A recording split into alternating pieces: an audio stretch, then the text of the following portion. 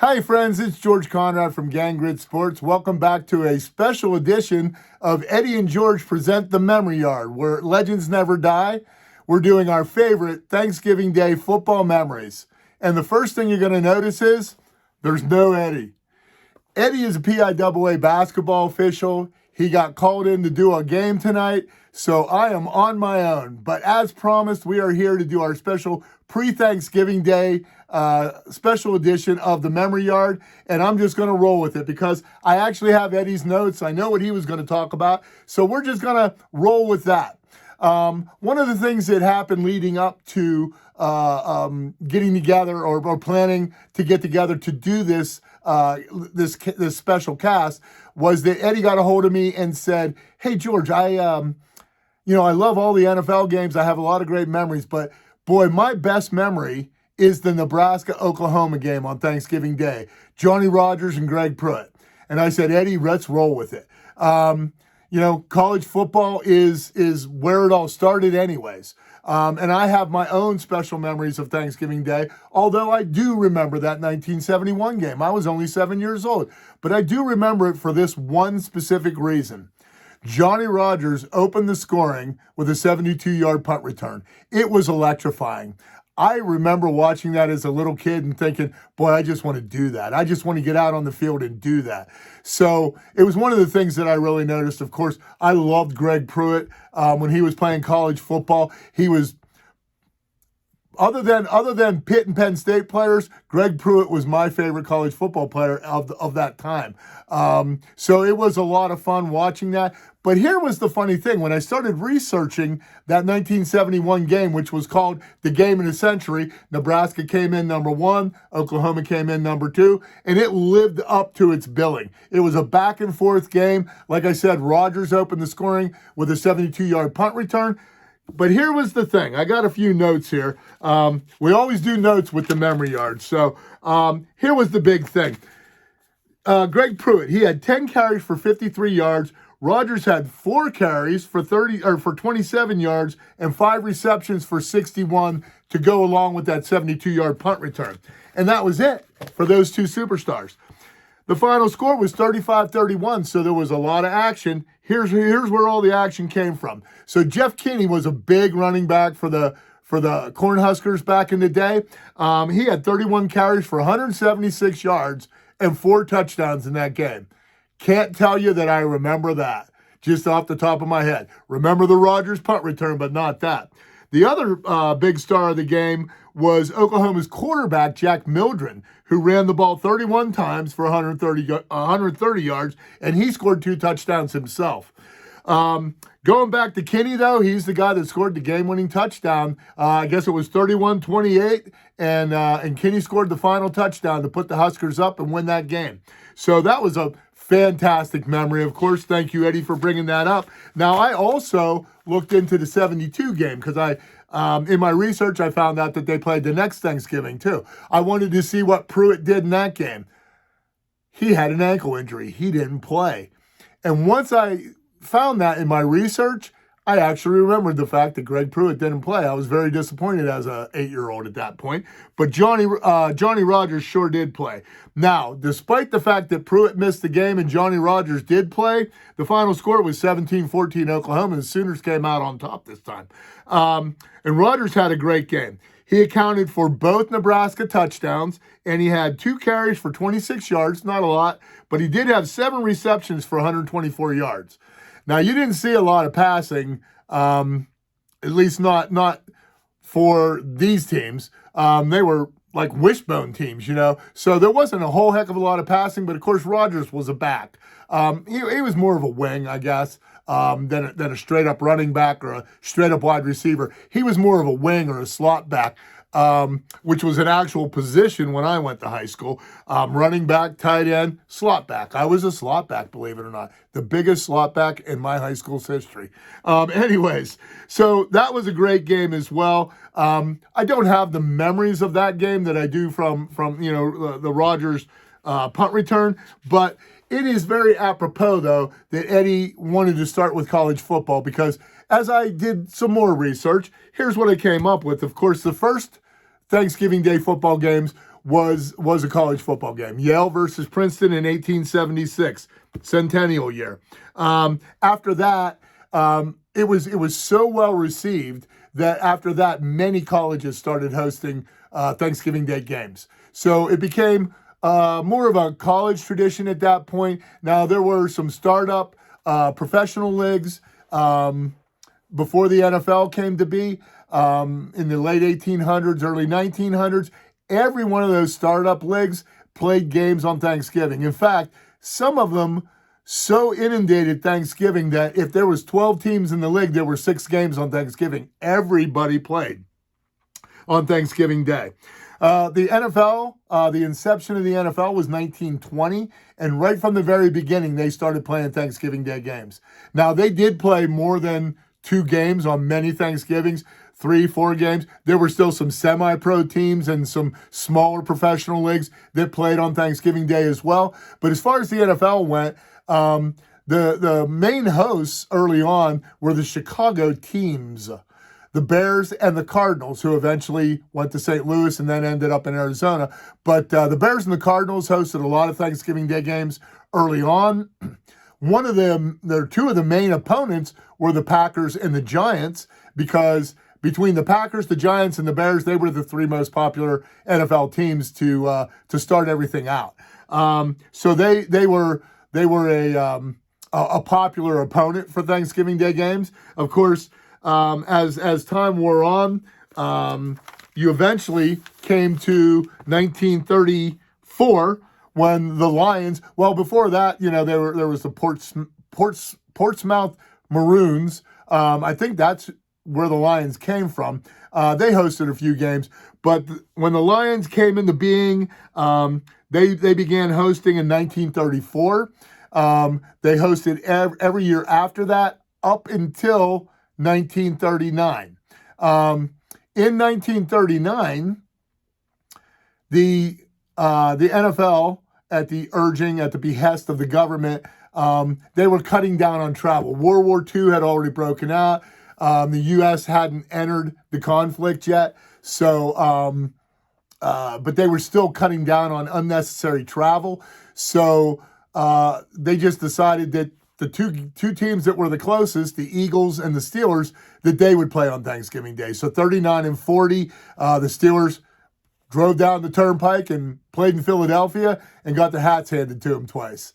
After that, though, 41 through 44, there was no Thanksgiving Day games during World War II. In 45, they came back, and I don't know, the commissioner at the time or the league came to the Lions and asked if they wanted to continue hosting, and they did, but they asked for a contract in perpetuity. So that's why we still see the Lions hosting Thanksgiving Day today. So that went on for a while. Of course, in 46, though, the All-American Football Conference, the AAFC, began. That's where the Cleveland Browns came from. And the early Cleveland Browns were a very dominant team. They won championships in the AAFC. When they got folded into the NFL, they won championships there as well. But in the early days with the AAFC, 46, 47, 48, 49, the Browns played every Thanksgiving. I believe that the AAFC had many games on Thanksgiving, more than one anyways. And the NFL, though, only had the Lions at that point. Then we go up to, in probably, I think, 1950, I guess, the AFC, a few teams folded into the NFL, but the league was gone.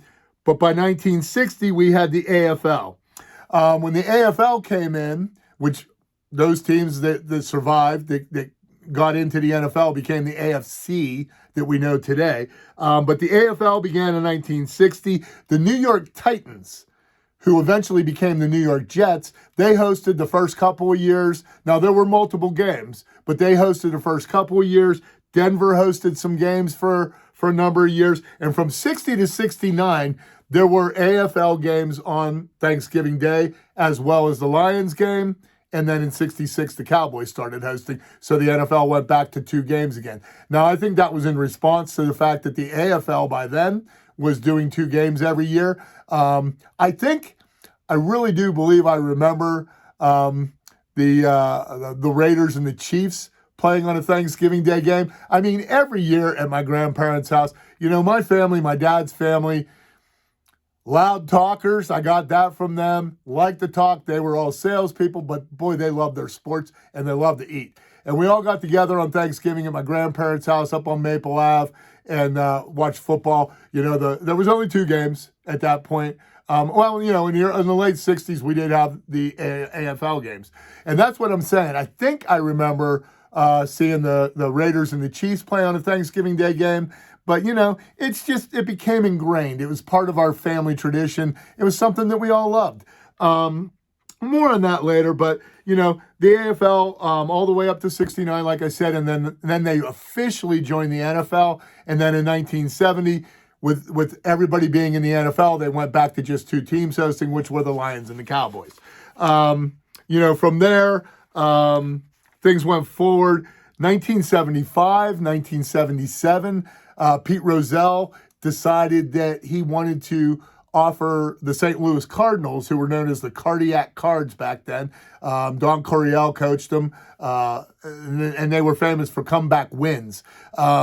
He wanted them to host a Thanksgiving Day game. And I think part of that went back to the Chicago Cardinals being an original hosting team. Not a horrible idea, but maybe he should have looked at, things like popularity, because the Cardinals weren't popular across the entire nation. Of course, their fans loved them voraciously, but they weren't a big-name team. Meanwhile, the Cowboys were in the process of becoming America's team. Whether you like that moniker or not, that's what they were in the late 70s and through the 80s. So, and they were in the process of that kind of happening.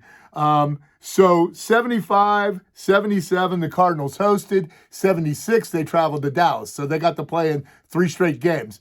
They got beaten all 3 games, and in 77, they got blown out by Miami. Pete Rozelle realized he had made a mistake, went back to Tex Schramm. Tex Schramm played it cool. Well, we don't know if we want to host the Thanksgiving Day games. It's a lot of challenge. It's a lot of work. Meanwhile, in the background, he's telling the Murchison family, the original owners of the Cowboys, this is a great PR move. We will be the only team that America is watching at 4:30. So after dinner, when everything's cleaned up and they're sitting back, relaxing, eating their pumpkin pie, they're going to be watching the Dallas Cowboys. So it was a great PR move. And the second great PR move that he made during that transaction was that he got a contract in perpetuity for the Cowboys to host. So here we are all these years later, and the Lions and the Cowboys are still hosting NFL games.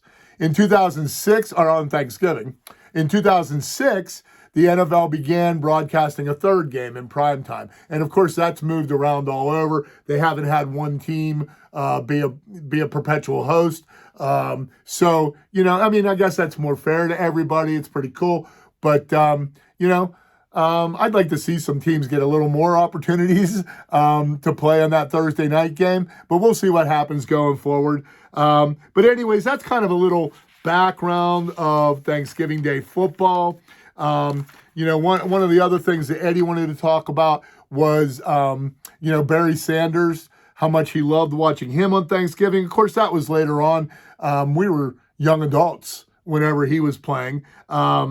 He had many great games. In 97, he had 167 rushing yards and 3 touchdowns in a 55-20 beatdown of the Bears. But he had many great games on Thanksgiving, many highlights. Tony Dorsett was another name that Eddie mentioned. And due to the fact that I grew up a diehard Dallas Cowboy fan until Jerry Jones just ripped that out of my heart. But at any rate, we'll get into that some other time. But at any rate, I was a big Dallas Cowboys fan as a youth. I loved Bob Hayes. He was my favorite player. So obviously I was watching them when they played on Thanksgiving.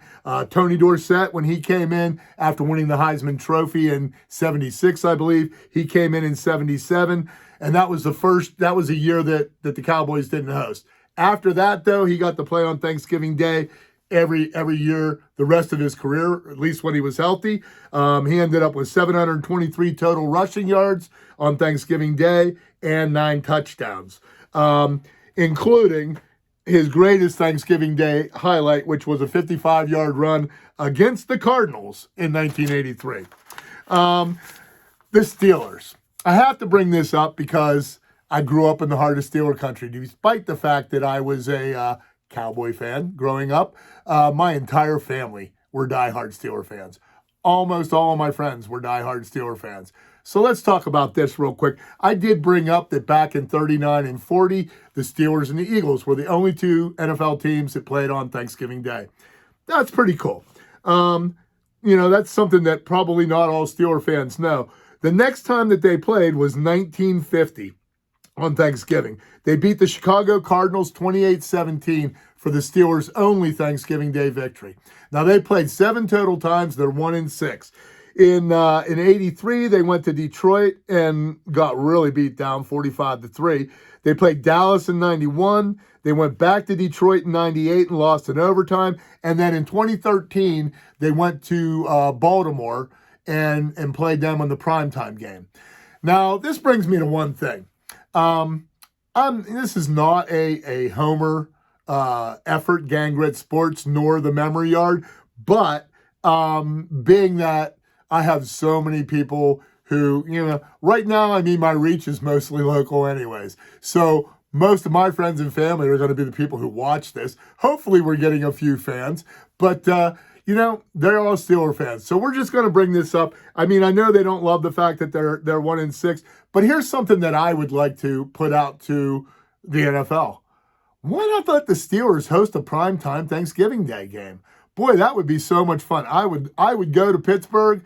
I would pay anything to get into that game. That would be a lot of fun. Tailgating in Pittsburgh is a blast, let me tell you. So, let's just end on that about the Steelers. Let's talk a little bit more about the Cowboys because, that was my team growing up. And the Cowboys hosted 8 times in the 70s. Now, that's when I was young. I graduated high school in 82, was still watching, of course, every year. And, of course, as anybody who is a little older knows, we were all kids still until we were in our 30s. But still, as far as officially being a kid, that ended in 82. So let's talk about the 70s a little bit. They went 5-3 in the 70s. Of course, they didn't play in 75 and 77, like I mentioned. But here's the ironic thing. They took it away from them in 75, but 1974 is absolutely one of the greatest Thanksgiving Day games that was ever played. And not just because I was a Cowboys fan at the time. They were down 16-3 in the third quarter to the Redskins. Roger Staubach gets knocked out of the game. I'm practically crying at that point. I'm like, there's no way they're going to win. Roger's out. They're going to bring in this guy. I never even heard of this Clint Longley guy. But what did Clint Longley do? Well, he got himself the nickname the Mad Bomber because he led them back from the middle of the third quarter into the end of the game. And with 28 seconds left, he threw a 55-yard bomb to Drew Pearson to win the game 24-23. Boy, that was just a tremendous game. Probably all the way up to the third quarter, I probably would have said it was the worst game I'd ever seen on Thanksgiving Day because I was that little Cowboy fan. But then Roger got hurt. I'm practically crying. Longley comes in and wins it all for us. And, he never really did much else with his career after that. But at least we still remember the Mad Bomber today. Anyways, that's probably my greatest NFL memory. A couple other NFL highlights, though. I just want to bring this one up because I think this is very unique. The Bears were down 17-3 to the Lions in 1980. They ended up winning 23-17 in overtime on a kickoff return. The opening kickoff for overtime, Dave Williams returned at 95 yards. I know it's the only time that a Thanksgiving Day game ended on the initial kickoff of overtime. So pretty cool stuff there. There were some other great moments over the years. Not a lot of these ones that I researched were back when I was a kid, but in 82, Lawrence Taylor had a 97-yard pick six for the Giants. Not sure who they were playing then. Leon Lett, playing against Miami in 93, tried to recover a blocked punt. I think anybody who's probably over 40 who's an NFL fan has to remember that one. He tried to recover the punt in the snow, fumbled it. The Dolphins got it back. couple of seconds on the clock, kicked the game-winning field goal. Cowboys lost. 1980, though, I do want to mention this. Randy Moss had only 3 catches in that game for the Vikings. All 3 catches were over 50 yards, and all 3 resulted in touchdowns. So that's a pretty special thing. One of the other things, though, that I did want to get into with Eddie, and he and I kind of riff when we do the memory yard. We have notes, which is, I'm referring to my notes. We do not have a script. We just kind of have a plan with some notes, and then we kind of riff. That's what the memory yard's supposed to all be about. Just 2 good old guys who love sports, just sitting around BSing, right? And hopefully you guys enjoy the stories. So one of the things I was, and in fact, I even texted Eddie about this, but he didn't ever get back to me because the next thing I know, I got the phone call that he had been called in by the PIAA to go ref that game. So he never got back to me on this. I wanted to know what was your favorite Thanksgiving Day food that you didn't have most of the, maybe you had a few times during the year, but every Thanksgiving you had it, and it was your favorite dish of Thanksgiving. So I'm just going to give you my 2 top ones since Eddie's not here. My favorite thing on Thanksgiving Day is in the bird stuffing. Now, you can have your stuffing balls all you want. They're just fine. I'll eat them up, put a little gravy on them. They're tasty. But I don't like anything more than that in the bird stuffing. Boy, I could just sit. In fact, if that's all I had on my plate on Thanksgiving Day, I'd probably be a happy guy. Of course, I'm going to eat a little bit more than that, but I just love that in the bird stuffing. But my second favorite thing, I'm sure a lot of you have had, I call it turkey pie. We take the leftover turkey, we take a bag of mixed vegetables, corn, peas, and carrots. We throw it in there, stir the leftover gravy in there, put it in a pie crust and bake it up. Turkey pie, man, I love that. We'll probably have that Saturday or Sunday while we're watching football. So those are my 2 favorite, old-timey dishes that we had as a kid on Thanksgiving. So I'm going to ask you, anybody who's watching here, my fans. Do I have fans? My fans, my friends. I know my friends are watching. If you would, comment down below. Let us know, what was one of your favorite Thanksgiving meals. If it's stuffing, put it in there. We'll start tallying it up. Maybe everybody will get my back on that. Maybe it's turkey pie. Maybe it's cranberry sauce. I don't even eat that. I don't like it. But everybody else loves it. So maybe that's your favorite thing. But just, go ahead and comment and let us know. Also, if you don't mind, comment and let us know some of your favorite Thanksgiving Day football memories, whether they're college or pro. Which brings me around to my last football subject that I'm going to talk about tonight, which is, part of the Thanksgiving football tradition, at least for me, is the Friday and Saturday college football games. Now, of course, the NFL now has a Black Friday game. Getting a little overdone there, NFL. But anyways, whatever. But college football, I love the fact that they play all weekend long on Thanksgiving. And back in the day, there were traditional rivals on Thanksgiving Day. And one of the big, especially where I grew up, was Pitt and Penn State. So that was a tremendous rivalry. Couple days after Thanksgiving every year. My very first college football game that I attended in person was November 24th, 1973. And that was the game that I got to watch 2 future Heisman Trophy winners running in the same game. Tony Dorsett was a freshman for Pitt. And in fact, his freshman year, he broke the single season record for rushing for Pitt. Came into the Penn State game. Penn State had a tremendous defense. He ran all over them the first half. 77 yards. He scored a touchdown. Turned out that was going to be the only touchdown of the day for Pitt. Pitt led Penn State 13-3 at halftime. Penn State's in danger of losing an undefeated season. They had already accepted a bid to the Orange Bowl. So, this was a very nervous moment for a lot of people. And then, of course, they came out in the second half. And let me get to my notes here because I want to make sure I say this right. John Cappelletti, who did win the Heisman Trophy in 1973, came out, total for the game, but most of this was in the second half. 37 carries, 161 yards. Now, he only scored one touchdown, but he set up all the scores. And Penn State came back and ended up winning that game. Oh my gosh, I don't have the score on here. I think it was 30. It was 31-13. That was the final score, I'm pretty sure. Anyways, hey, if I'm wrong, put it in the comments. That wraps things up for us, folks. I hope this was enjoyable without Eddie. You know, I did my best here. We had planned this out for a little while, and it didn't end up happening, but this was an important thing for me. I wanted to talk about Thanksgiving, and I wanted to talk about sports, and obviously football. So that's where you're going. I mean, probably some people watch basketball on Thanksgiving. That's not for me. I'm watching football on Thanksgiving. So I want to say this. And I speak for Eddie because we had already talked about this as well. You know, coming up on Thanksgiving Day, boy, we're just going to be thankful to our Lord and Savior Jesus Christ, because without him, we're nothing. We're thankful for our families, for our friends. We're thankful for you for tuning in and watching us, and we're grateful.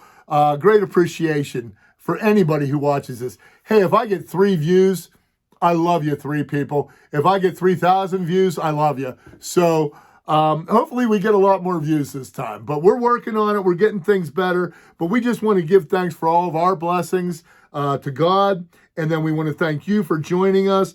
We're going to see you next time on Gang Grit Sports. I'm planning on doing a Monday cast. I'm recording this Saturday night. We're going to put it out Sunday morning.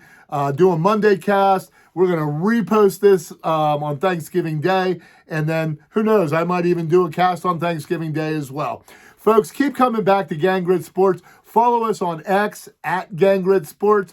Facebook and YouTube, we're just Gang Grit Sports. Just type it in and it should pop up. So hopefully we see you again soon. Thank you so much. Have a great day. Oh yeah, the Memory Yard will be back live from Mike's Court in December. Not sure what we're doing yet, but we'll give you plenty of notice on that. So thank you, folks. Have a great weekend. Have a great week and a great Thanksgiving Day. God bless you. We love you. Thanks so much.